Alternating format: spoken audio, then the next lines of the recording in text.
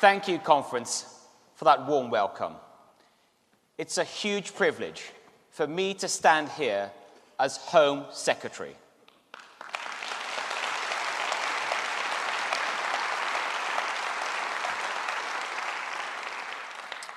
Now, I know the question that's on your mind, so let's just deal with it now, up front. Yes, I did watch The Bodyguard. No, it wasn't very realistic. For a start, my code name is not Lavender. And she didn't even do the power stance.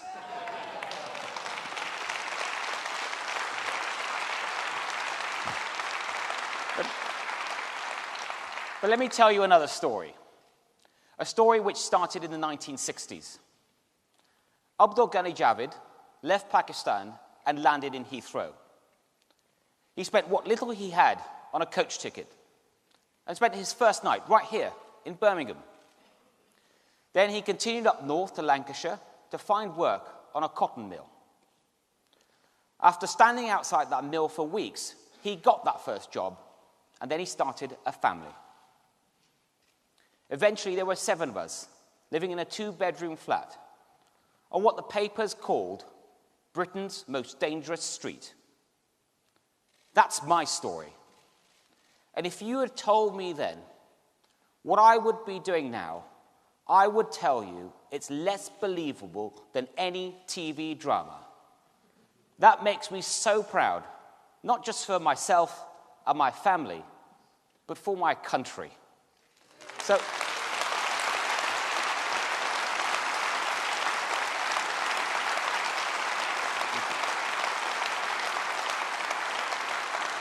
So, what does the Conservative Party have to offer a son of an immigrant crib from a working class background from Rochdale? You made him Home Secretary.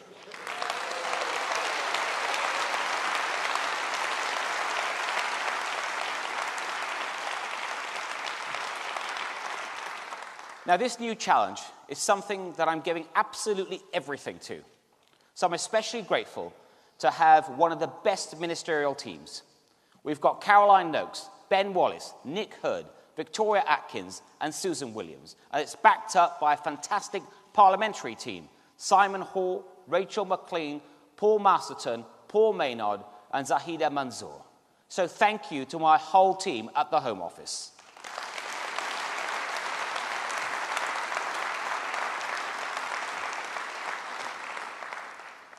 There's something profound about that word, home. Most of my counterparts around the world, they run ministries of the interior. Interior ministry. It's got a cold and brittle feel around it. Home is where you feel safe, comfortable, and in control. It reflects your identity and your values, and it's your base for going out into the wider world. That's exactly the kind of place we want the UK to be. Here's the pledge of this party. Britain, a home for all its citizens. Together we will build a stronger home.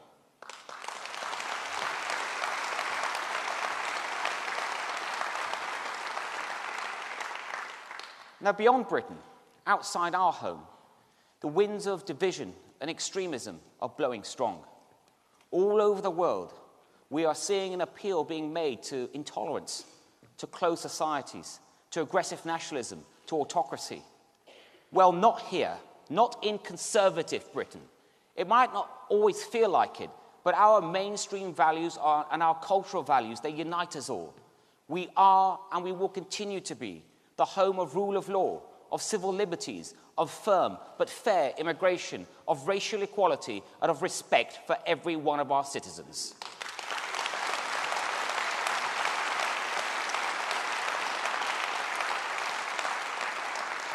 We will fight fear with optimism, prejudice with tolerance.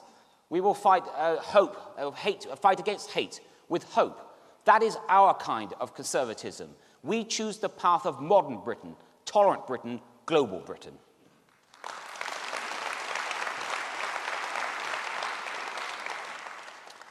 Now, that is the opportunity and the challenge that leaving the European Union represents. And to meet our best potential, we need to bring the country together. The worst way to do that would be to backtrack on the referendum result. If Brexit feels like a dividing line now, just imagine what it would feel like if we didn't follow through on the result of the referendum.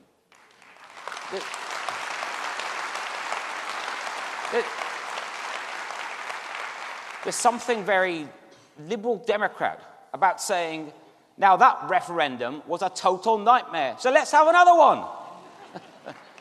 So we all agreed to honour the result. So let's get on with it. No second guessing, no best of three, one vote, one mandate, one nation moving forwards together.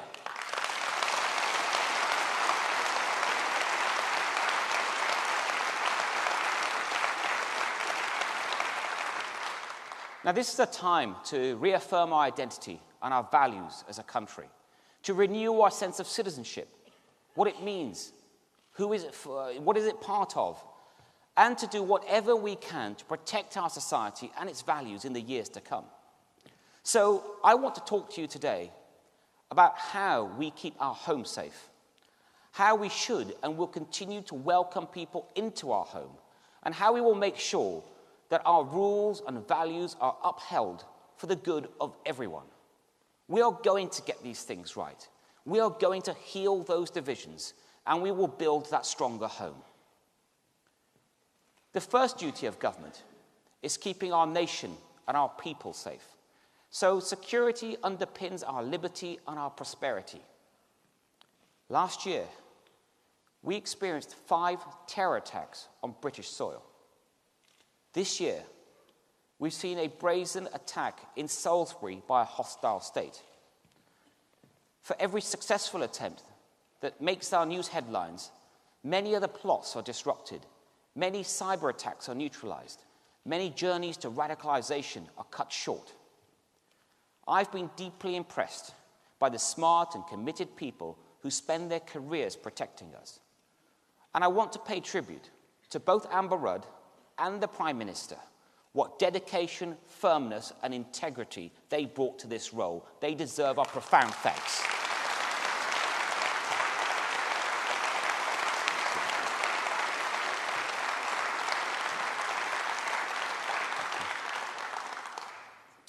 But I'd like to add something else. Something that's a little uncomfortable, but it needs to be said. Not all threats come from outside.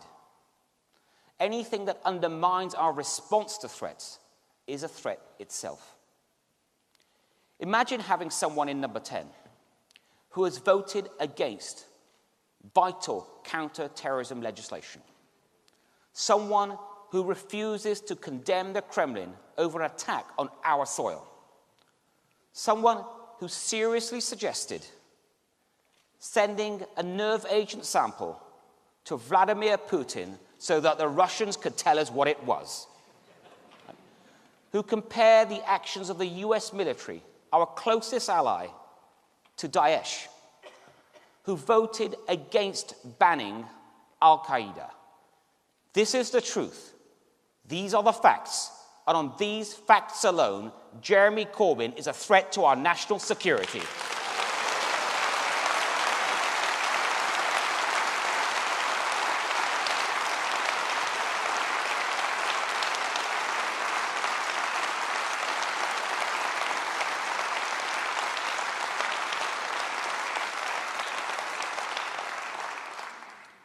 Let me tell you something else.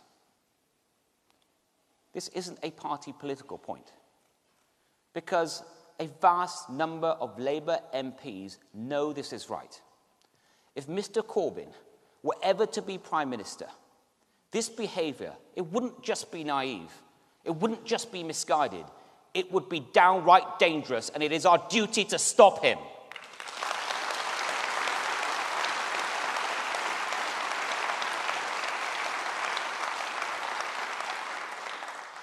Keeping our liberal, tolerant democracy safe is about more than just national security. Threats to our law-abiding society are evolving quickly. We must evolve with them, and we must step up our own response. Online, there are new threats to our cybersecurity and to keeping our children safe.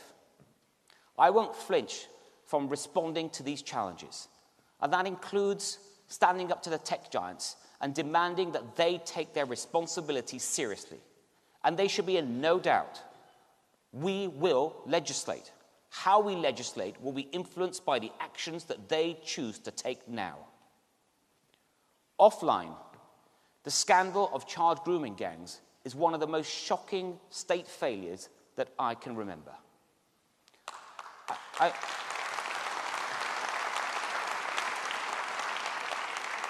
And I will not let cultural or political sensitivities get in the way of understanding the problem and doing something about it.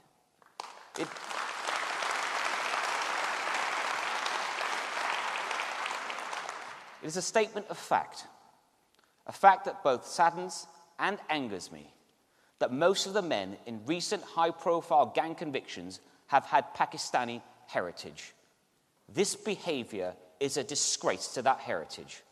So I've instructed my officials to look into this unflinchingly, and where the evidence suggests that there are certain cultural factors driving this, I will not hesitate to act.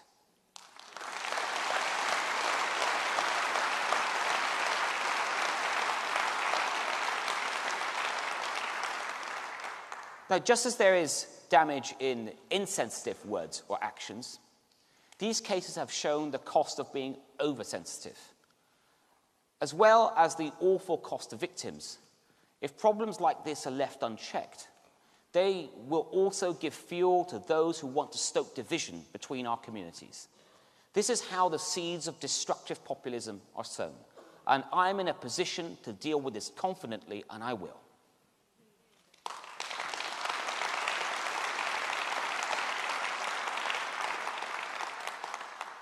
Those who break the law, they undermine the foundations of our home.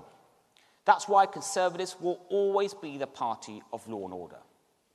I know that some people are starting to feel a sense that law enforcement is becoming too detached from day-to-day crime, too distant from some of our rural areas. Faced with increasing demands and finite resources, our police forces do a fantastic job, and I will always support them. The rise in serious violence in London and our other cities is especially worrying. There's no time for sitting around when young people are dying on our streets. We need to bring everything and everyone to bear on this. Through our serious violence strategy, we have already brought together all the key parts of government, law enforcement, and society. And now we will do more. We will take steps to introduce a new statutory duty for all agencies to tackle this problem together. That means those in health, education, social services, local government, housing, the whole lot. I'm also pleased to announce today a new £200 million endowment fund that will target young people at the risk of starting a life of crime and violence.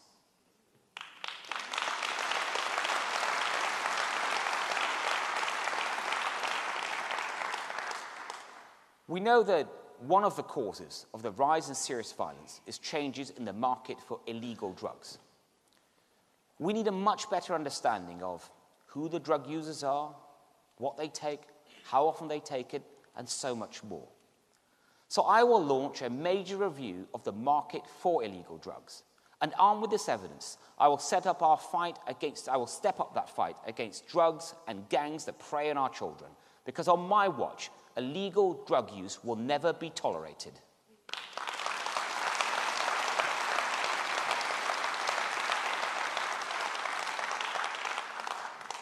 It's fundamental to our sense of security that the homes and streets that we live in feel safe. I do have a confession to make, though. It's a confession I had to share with the Police Federation. When I was younger, I was in a gang of two. It involved me and my brother Bass. I was 11 and he was 9. We were called the Crime Busters. Our mission was to find crime and stop it. our equipment, 2 knackered old bikes, and 2 cheapo walkie-talkies. Now, years later, my little brother is still a crime buster, only this time for real. He's a chief superintendent right here in the West Midlands, and I'm so, so proud of him.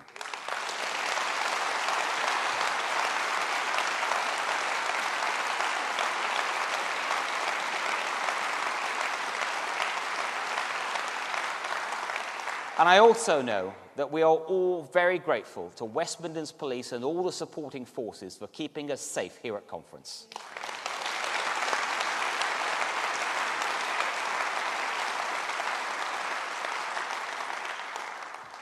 So you can believe me when I say I will be the champion of giving the police the tools and the protection they need to do their job. We must trust our police to do that job. They are the enforcers of the rules. If those rules break down, then so does that sense of fairness, mutual trust, and security. It doesn't matter who you are. It doesn't matter how old you are. It doesn't matter where you're from. In Britain, everybody plays by the same rules because we all share the same home.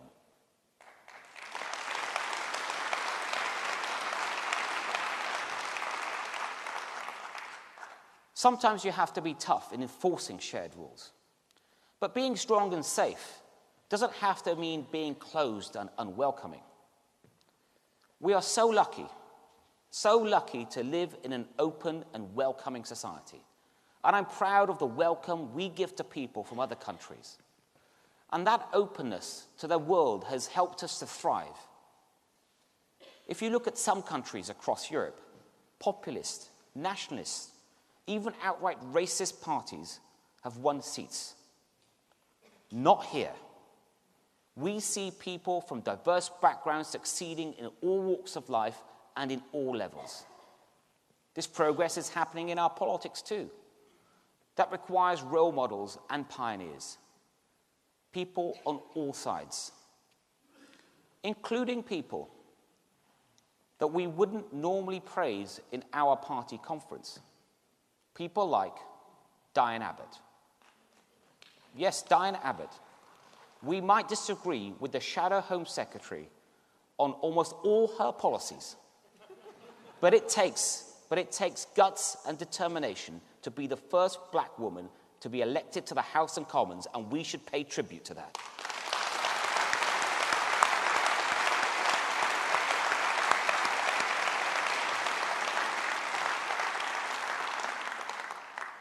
As Conservatives, we focus on not where you're from, but where you can go.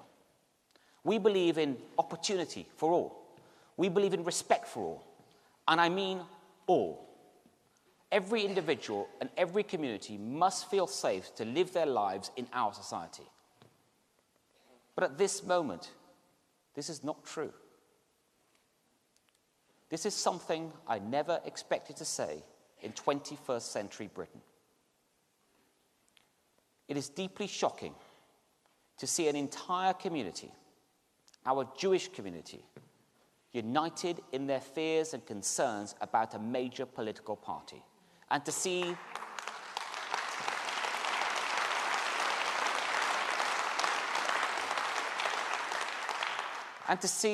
that party, especially its leader, repeatedly failing to respond to those concerns with the seriousness that's required. This party will root out anti-Semitism whenever and wherever we find it.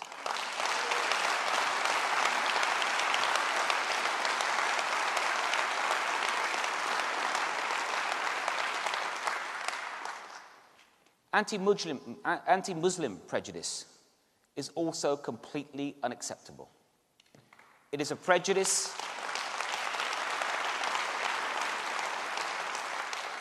that sometimes turns into violence. And I know from family and friends that people in the Muslim community need reassurance. And we stand with them too. Together, for all our citizens, we will build a stronger home.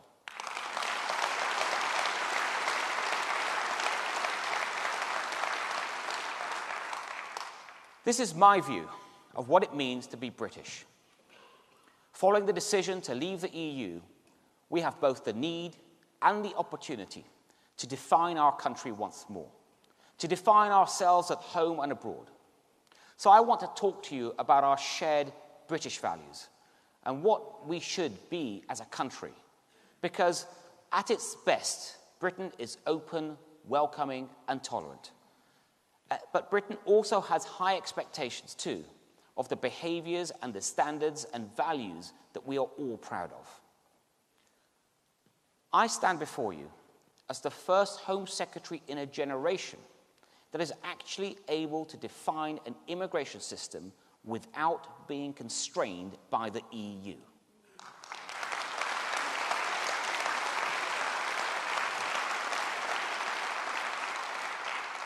This is an incredible opportunity, and it falls to us to ensure that these rules, they're not just some kind of technocratic exercise, but they are an expression of our values, our British values.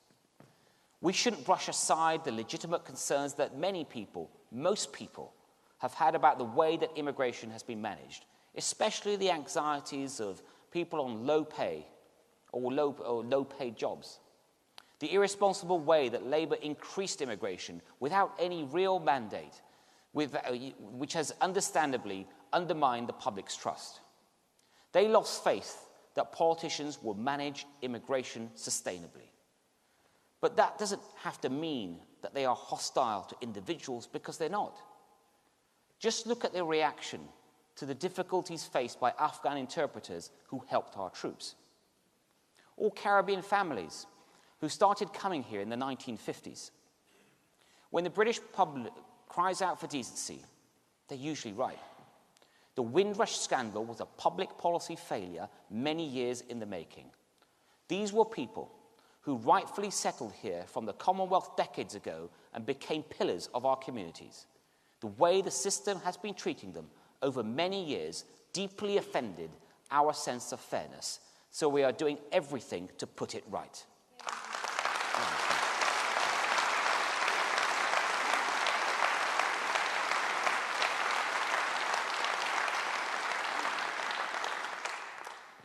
Our eyes were opened to in a different way by the tragedy at Grenfell. That fire affected a truly diverse community of residents. For me, even responding to it was the most moving and harrowing experience of my life. And it laid bare how some of the communities have not been given the same standards and opportunities that we all expect. And we have to put that right too. But there is a wider, more positive story here. It is my strong belief that immigration has been good for Britain. We have adopted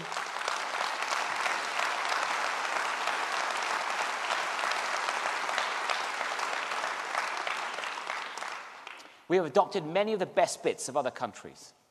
It has made us a global hub for culture, for business, for travel. It has broadened our horizons and boosted our economy in so many ways. It has made our home stronger. And after Brexit, we still need it to stay strong and prosperous. We want to welcome people to this country. And I say to those EU citizens who have already made the UK their home, you have benefited our country. You are part of our country, part of many of our families, part of our home. So let me be very clear. Deal or no deal, we want you to stay, we need you to stay, you can stay.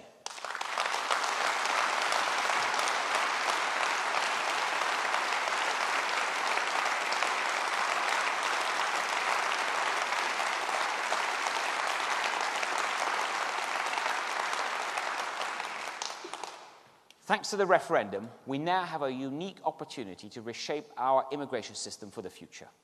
A skills-based, single system that is opened up to talent from across the world.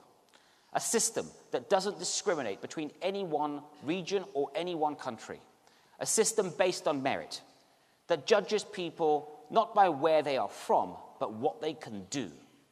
What people want and what they will get is control of our own immigration system, with a lower and sustainable level of net migration. And above all, that has to mean one thing: an end to freedom of movement.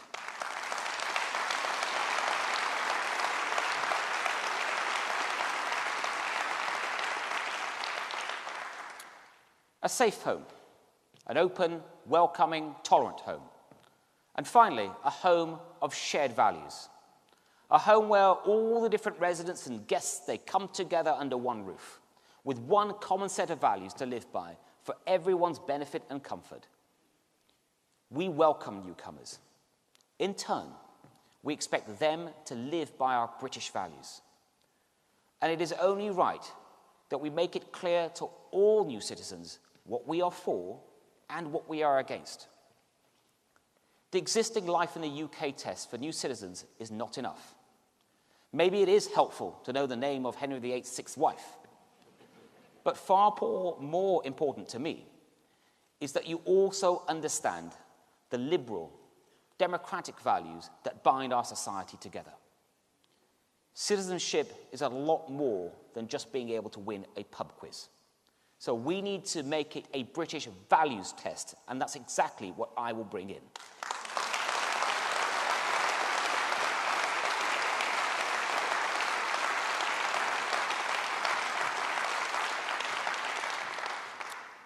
It's about signing up to those values, the values that we all share and live by together.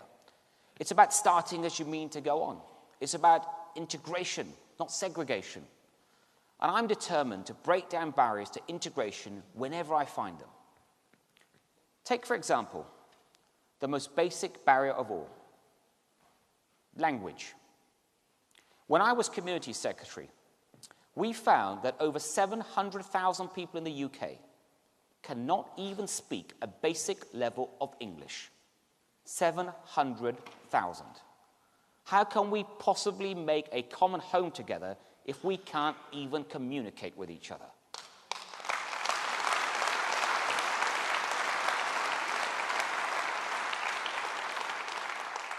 That's why I created a new Integrated Communities Fund to work with people already in our country. And now, as Home Secretary, I will apply these principles to those who arrive in our country.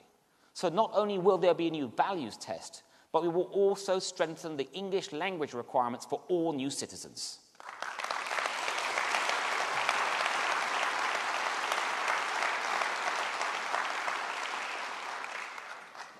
Getting integration right also means breaking down barriers to our values.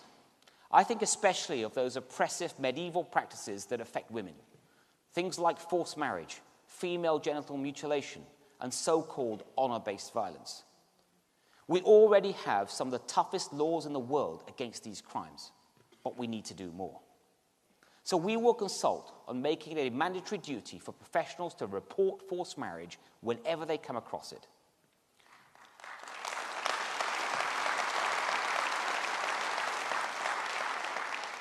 And when women have the courage to come forward and inform us that they have been forced to sponsor a spousal visa against their will, we will not only protect their anonymity, but we will also do everything we can to deny and revoke that visa.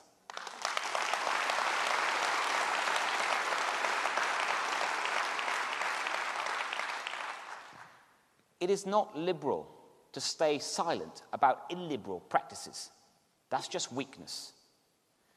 If we see people undermining our values and we don't do anything about it, we undermine those values still further. We cannot allow that, and we will not allow that.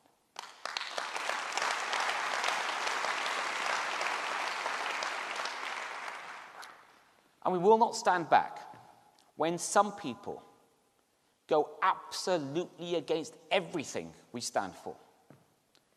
If you leave our home and you go abroad to join Daesh or some other terrorist group, you are rejecting our values and endangering our security.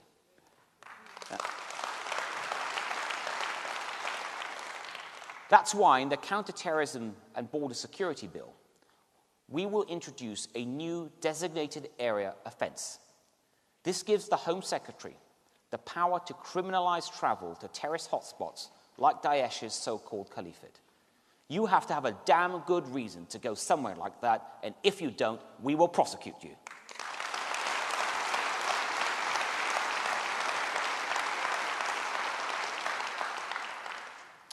And if you are actively engaged in fighting for these groups, you should also know that you are putting your citizenship at risk.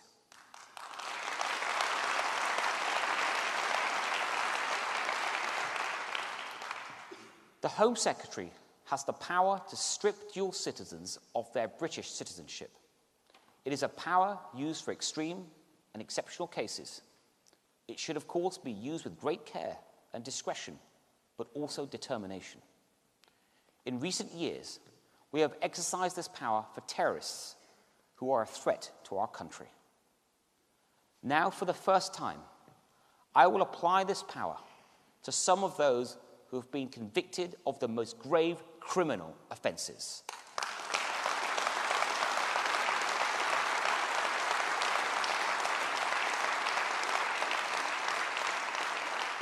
And this applies to some of the despicable men involved in gang-based child sexual exploitation. So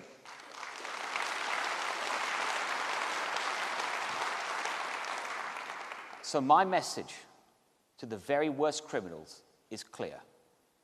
If you grossly abuse the laws of this country, you will no longer be welcome in our home.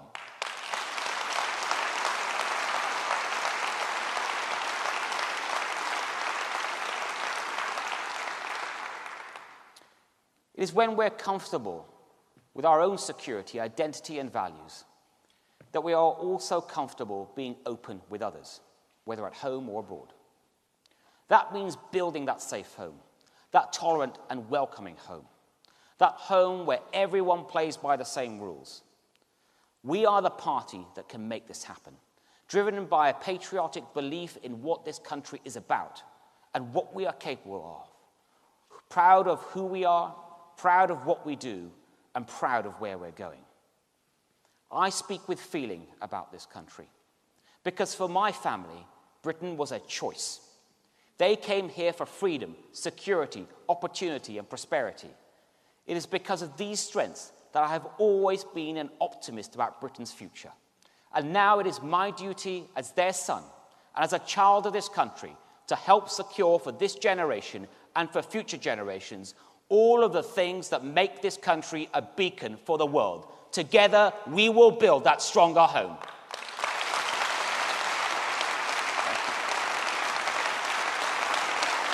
Thank you. Thank you.